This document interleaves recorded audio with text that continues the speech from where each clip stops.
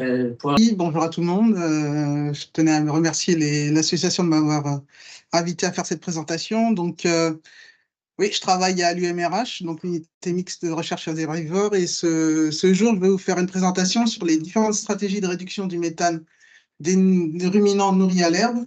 Donc, ça, c'est un travail qui avait été fait en collaboration avec mes collègues de TAI, notamment Cécile Martin. Donc, juste précédemment, vous avez fait une belle présentation sur les impacts de l'élevage sur le changement climatique.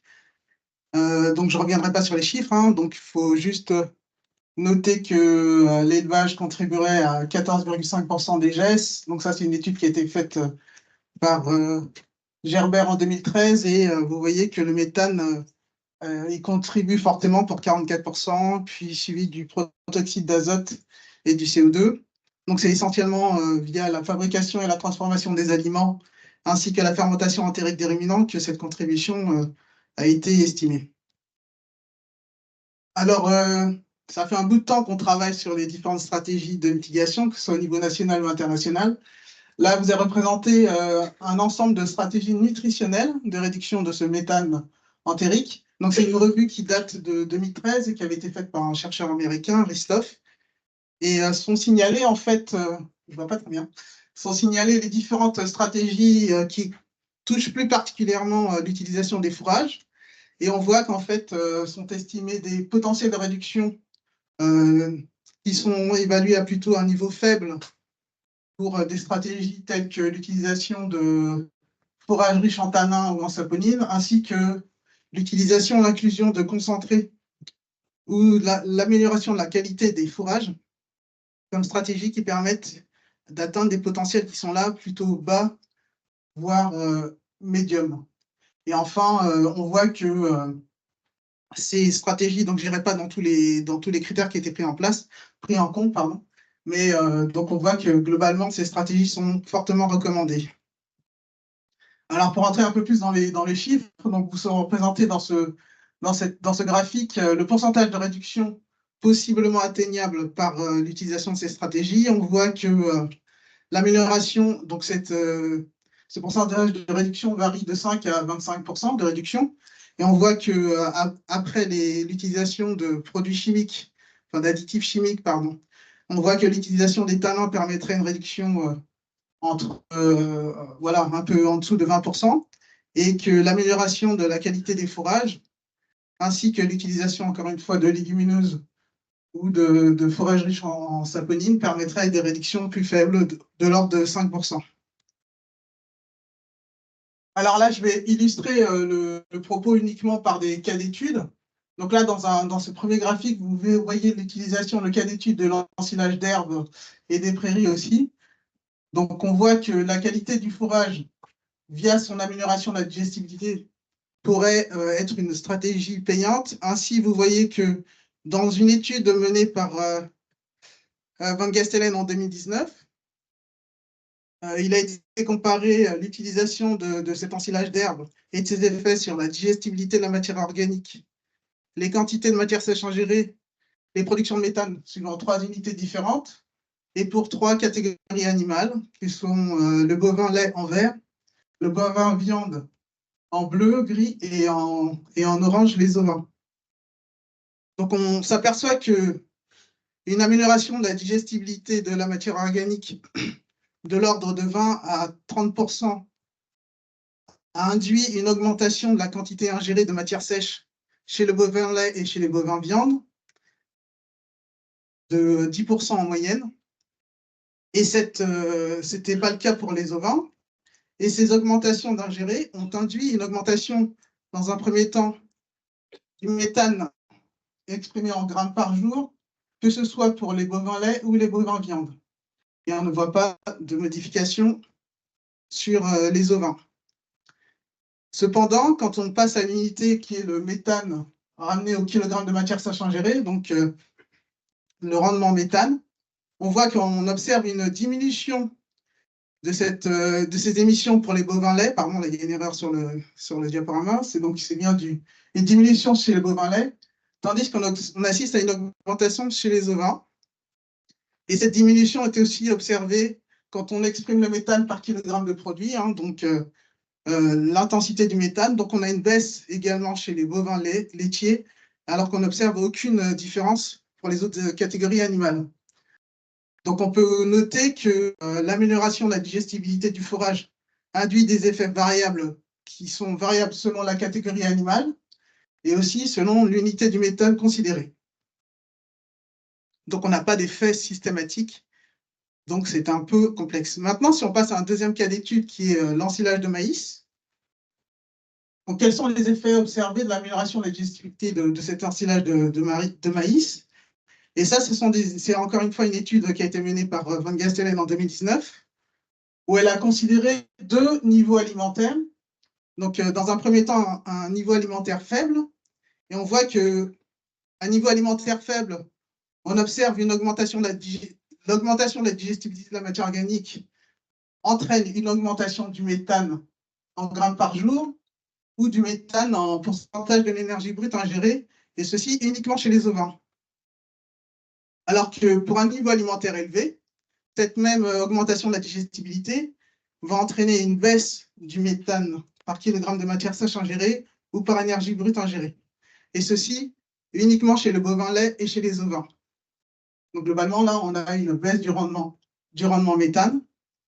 Et enfin, si on considère les différents niveaux de maturité de l'ensilage de maïs, on observe qu'une augmentation de la maturité et la teneur en matière sèche du maïs, entre 25 à 40% de matière sèche, cela va induire une diminution des émissions de méthane uniquement chez le bovin lait. Et cette diminution est de l'ordre, varie entre 6,6 et 9,9% en fonction de l'unité méthane considérée. Donc vous voyez que là, encore une fois, l'amélioration de la digestibilité pour de l'ensilage de maïs induit des effets variables selon la catégorie animale considérée et selon les unités de méthane considérées. Donc, ce n'est pas simple. Enfin, il y a d'autres facteurs à considérer qui expliquent des variations des émissions de méthane. Quand on considère, par exemple, le stade de repousse, donc une augmentation du stade de repousse de l'herbe entraîne une augmentation de ses contenus en fibres, et ceci se traduit donc par une baisse de la qualité du fourrage, qui entraîne une baisse du MSIPV, donc c'est aussi un critère de niveau d'ingestion. Donc on voit que ces deux modifications donc, entraînent une augmentation du méthane exprimé par kilogramme de matière sèche ingérée. Encore une fois, donc on voit que là, la qualité du fourrage, donc quand elle est dégradée, donc ça induit une augmentation du méthane par kilogramme de matière sèche ingérée, mais pas par kilogramme de poids vif. Donc ça, ce travail est issu d'une méta-analyse réalisée par Daniel Sauvant en 2020. Et d'autre part, un autre facteur aussi à prendre en compte, c'est l'augmentation du temps de rétention moyen des particules et du taux de dégradation. Et cette augmentation du temps de rétention entraîne une augmentation de la digestibilité du fourrage, surtout chez les bovins laits, et ceci se traduit par une augmentation du méthane en kilogrammes de matière sèche ingérée. Donc vous voyez que donc au travers des cas d'études et des autres facteurs mis en évidence, on voit que la réponse des émissions de méthane des différentes catégories animales n'est pas systématique. Donc c'est vraiment à prendre au cas par cas, malgré l'ensemble des études qui avaient été prises en compte dans ces études. Alors là, ce tableau vous permet de voir l'effet du type de fourrage, donc que ce soit des légumineuses versus des graminées, qui avait été faite par Archimède en 2011. Et il a comparé des graminées de type C3 et C4, comme ça a été discuté hier. Donc, je ne reviendrai pas sur les différentes caractéristiques de ces graminées. Ainsi qu'il a aussi réalisé une comparaison des légumineuses de type qu'on trouve en climat tempéré versus en climat chaud. Et ceci, donc les résultats sont illustrés par différentes unités. Donc, le méthane en kilos de matière sèche ingérée, de matière organique ingérée ou de matière organique digérée. Donc, c'est toujours important de faire attention aux unités qu'on considère, parce qu'on peut voir que parfois les résultats sont variables. Mais globalement, on voit que les graminées de type C4 induisent ont des niveaux de production de méthane plus élevés, que ce soit pour l'unité en kilogrammes de matière sèche ingérée ou de matière organique ingérée, comparativement à des graminées en C3. Et on observe aussi que les légumineuses en climat chaud induisent, elles, une diminution des émissions de méthane comparativement à des légumineuses en climat tempéré. Donc ça, c'est encore une fois une analyse issue de travaux de la bibliographie, pardon. Et donc, ce sont des tendances générales. Enfin, des travaux ont été effectués par des comparaisons d'équations qui permettent de prédire des régimes à base de fourrage, donc de prédire les émissions de méthane d'animaux nourris à base de fourrage. Et donc Benahouder en 2019 a mis en évidence différentes équations qui permettent d'illustrer les différents facteurs significatifs qui expliquent et qui permettent de prédire les émissions de méthane. Donc parmi elles, on trouve les quantités de matière sèche ingérées, la teneur en fibres de ces fourrages, le pourcentage de fourrage, ainsi que la digestibilité de la matière organique. Donc ce sont les principaux facteurs qui permettent de prédire des animaux, prédire les émissions des animaux nourris à base de fourrage. Et dans un travail réalisé par des chercheurs de l'INRA sur des bases de données donc appelées Métafour, hein, donc c'est une base de données qui rassemble l'ensemble des études qui portent sur les émissions la quantification des émissions de méthane. On voit que là, le premier graphique, il représente le niveau d'ingestion en MSIPV par rapport à la teneur en fibres des fourrages. Ce graphique permet juste de représenter la diversité des études qui ont été prises en compte. Et on voit que globalement, il n'y a pas d'interaction, il n'y a pas de relation entre le niveau de MSIPV, donc le niveau d'alimentation des animaux, et la teneur en fibres des fourrages. Donc ça permet de nous dire que ces facteurs sont indépendants, donc le facteur NDF et le niveau d'ingestion, le niveau d'alimentation, pardon. Et donc, ça permet de conclure que les effets marginaux de ces deux facteurs peuvent être étudiés séparément dans la suite de l'analyse. Et un autre, donc l'ensemble de ces différentes analyses ont permis de prédire les émissions de méthane par kilogramme de matière organique digérée. Et on voit que le niveau d'ingestion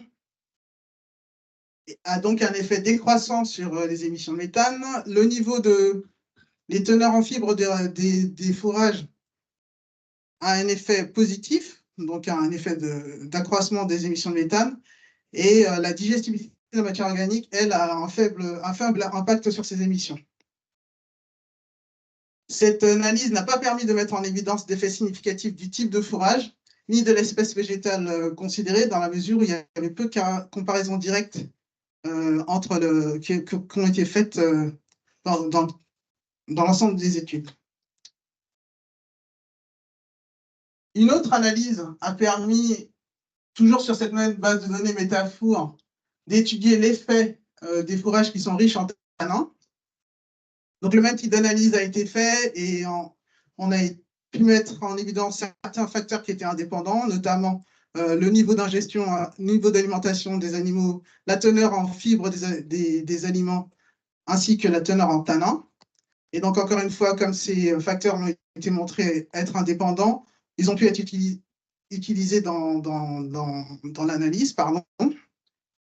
Et encore une fois, on voit que le niveau d'ingestion ainsi que les teneurs en fibres sont des facteurs explicatifs de cette émission de méthane ramenée en quantité de matière organique digérée.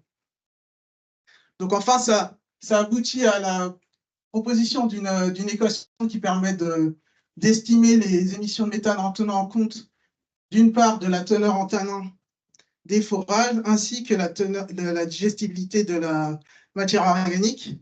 Donc on voit que tous ces deux facteurs sont négatifs, donc c'est-à-dire qu'ils induisent une augmentation de ces deux teneurs permet la réduction des émissions de méthane, tout comme le niveau d'ingestion, comme on a vu précédemment.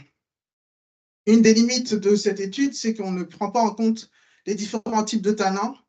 ni la structure de ces tanins. Or, on sait que ce sont des facteurs qui influencent les émissions. Tous les tanins ne vont pas répondre de la même façon, ainsi que les différentes structures des tanins considérés condensés ou hydrolysables, par exemple. Donc, j'en viens à la conclusion. Quels sont les messages clés à retenir? Donc, on voit que la réduction des émissions de méthane par les ruminants nourris à base de fourrage permettra de diminuer leur contribution, la contribution de l'élevage au GES. Les principaux déterminants de la qualité des fourrages sont tels que l'augmentation, tels que le stade de croissance et la maturité des graminées. On voit qu'une augmentation de ces facteurs induit une augmentation du méthane exprimé par gramme de kilogramme par kilo de matière sèche ingérée, pardon. On voit aussi que l'augmentation de la maturité de l'ensilage de maïs, notamment via l'augmentation de l'amidon et la qualité des fourrages, permet d'induire une baisse des émissions de méthane en grammes par jour. Le type de fourrage et les ensilages sont aussi des facteurs qui permettent de déterminer les productions de méthane. Les légumineuses et les plantes riches en tanins permettent de réduire ces émissions de méthane. Et l'ensilage de maïs ou l'ensilage d'herbe, pour certaines unités de méthane, permettent de réduire le méthane, le rendement de méthane et l'intensité du méthane. Voilà, je vous remercie pour votre attention.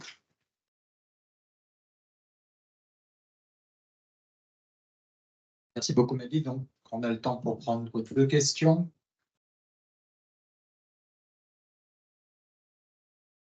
Il y en a une première là, et puis une autre ensuite. Bonjour, concernant l'effet de la pâture par rapport au stock, parce que Archimède, là, les synthèses, c'était que du stock, je pense. Non. 2011.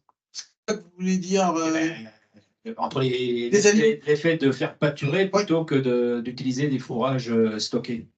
Et pareil, concernant C3, C4, est-ce que c'était sur du stock? Non, c'était sur de la pâture. Les deux.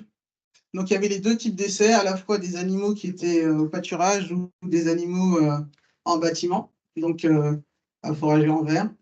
Et pareil pour le C3, C4. Il y a vraiment un mélange des deux conditions.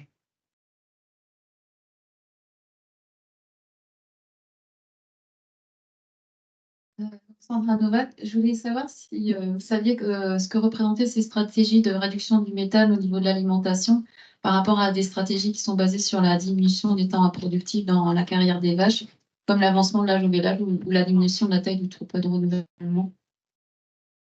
Alors, si j'ai bien compris la question, vous me demandez si les stratégies d'alimentation que j'ai présentées là seraient plus efficaces qu'une réduction du temps de l'âge au premier vélage, par exemple, et des temps improductifs. Ouais. Qu'est-ce que vous entendez par temps improductif? Justement, de tous ces temps à l'échelle de la carrière de la vache, où la vache ne produit pas de lait, donc quand elle est génisse, quand elle est en tarissement, et aussi, oui. Voilà. Ouais. Merci. Donc effectivement, donc j'en discutais avec Luc Delaby. Bon, alors moi je ne connais, j'ai pas encore fait les calculs, mais c'est des sujets qui m'intéressent. Mais c'est vrai qu'il est dit que potentiellement, vu qu'on gagnerait 1 an, si par exemple on passe d'une génisse à 3 ans à 2 ans, on gagnerait 1 an de temps improductif. Cependant, moi je me questionne sur la fertilité de ces animaux, dans un premier temps, et dans un deuxième temps, est-ce qu'effectivement les efforts qui seraient consentis pour pouvoir, l'alimentation, est-ce qu'elle serait modifiée? Donc j'en ai discuté rapidement avec Luc, mais pour pouvoir permettre à ces génisses de 2 ans d'avoir la même carrière qu'une génisse de 3 ans. Et donc ça, c'est des calculs qui pour moi ne sont pas encore totalement terminés et que je souhaiterais faire. Mais c'est vrai qu'il est rapporté que ces stratégies nutritionnelles elles auraient moins de potentiel que d'une réduction des temps improductifs. Mais moi, j'ai des doutes sur la capacité de ces animaux, sauf si effectivement la génétique était améliorée, mais il me semble qu'en termes de qualité d'aliments pour ces animaux, elle devrait être améliorée. Et du coup, comme je vous ai montré, les effets sont variables. L'amélioration de la qualité de l'aliment parfois entraîne des baisses, mais peut aussi, dans certains cas, induire des augmentations des émissions. Donc, je pense que, bon, alors, Luc me dit que c'est pas trop important, l'augmentation de la qualité de l'aliment ne va pas trop peser sur le bilan GES, mais j'aimerais bien faire les calculs pour en être convaincu, Luc. Non, on n'attaquera pas la discussion ici, je vous laisse parler. Et puis tu nous as déjà fait un teaser sur les visites de demain dans lesquelles il y avait des choses exceptionnelles à voir, donc je pense qu'on pourra continuer. Donc merci Maggie, on va changer.